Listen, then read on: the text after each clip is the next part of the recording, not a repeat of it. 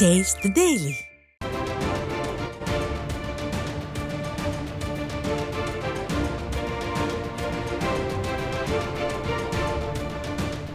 தற்போதைய அண்மை செய்தியை பார்த்துக் கொண்டிருக்கிறோம். திருப்பத்தூர் மாவட்டம் வாணியம்பாடி அருகே பிளாஸ்டிக் குடோனில் திடீர் தீ விபத்து ஏற்பட்டிருக்கும் நிலையில் பொதுமக்களே தண்ணீரை ஊற்றி அணைத்து வருகின்றனர். தீயணைப்பு துறையினர் வர கால தாமதம் ஆனதாக தகவல் வெளியாகியிருக்கிறது. இது பற்றிய கூடுதல் விவரங்களை வழங்குவதற்காக நமது செய்தியாளர் வீரராகவன் இணைப்பில் இணைந்திருக்கிறார். அவரிடம் கேட்கலாம். வீரராகவன், வணக்கம். தீ விபத்தானது எப்படி ஏற்பட்டது, எப்போது ஏற்பட்டது, கூடுதல் விவரங்கள்?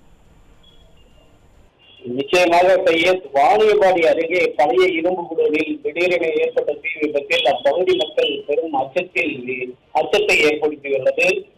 திருப்பத்தூர் மாவட்டம் வாணியம்பாடி அடுத்த செட்டியப்பனூர் ஊராட்சிக்கு உட்பட்ட வன்னிய அடிகளார் நகரை பகுதியை சேர்ந்தவர் குப்பன்.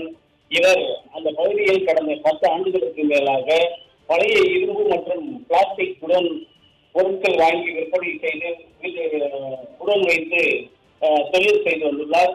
இந்த நிலையில் அந்த குடோனில் இருந்து திடீரென தீ விபத்து ஏற்பட்டு அங்கு வைக்கப்பட்டிருந்த பிளாஸ்டிக் மற்றும் டயர்கள் தீப்பிடித்து மலமளவாக எரிந்து அப்பகுதி முழுவதும் தீ மழை போல் எரிந்து வருவதால் குடியிருப்பு பகுதியில் உள்ள மக்கள் பெரும் அச்சத்தை உண்டாகி சிலிண்டர் மற்றும் பொருட்களை எல்லாம் வெளியே வீதிக்கு கொண்டு வரக்கூடிய அவலநிலைக்கு தள்ளப்பட்டுள்ளனர்.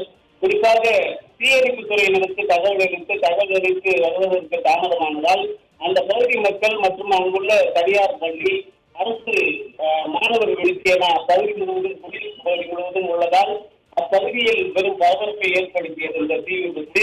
இதனால் அப்பகுதி மக்கள் ஒன்றிணைந்து அவர்களே வீட்டில் உள்ள தண்ணீரை கொண்டு சென்று தீயை அணைக்கும் பணியில் ஈடுபட்டுள்ளனர். மேலும் 15 நிமிடங்களுக்கு பின்னர் அந்த தீயணைப்பு துறையினர் சுமார் 1 மணி நேரத்துக்கு மேலாக போராடி தீயை கட்டுக்குள் கொண்டு வந்தனர். இருப்பினும் அந்த குடோனில் வைக்கப்பட்டிருந்த 5 லட்சம் மதிப்பிலான கார் மற்றும் உதிரி பாகங்கள் தீயில் எரிந்து சாம்பலாகியுள்ளது.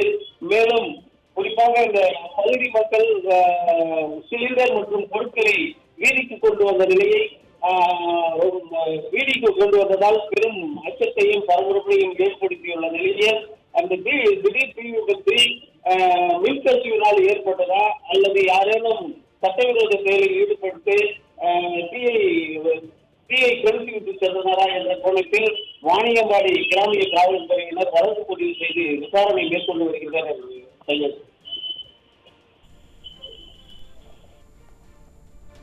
இணைப்பில் வந்து விவரங்களை வழங்கியமைக்கு நன்றி வீரராகவன்.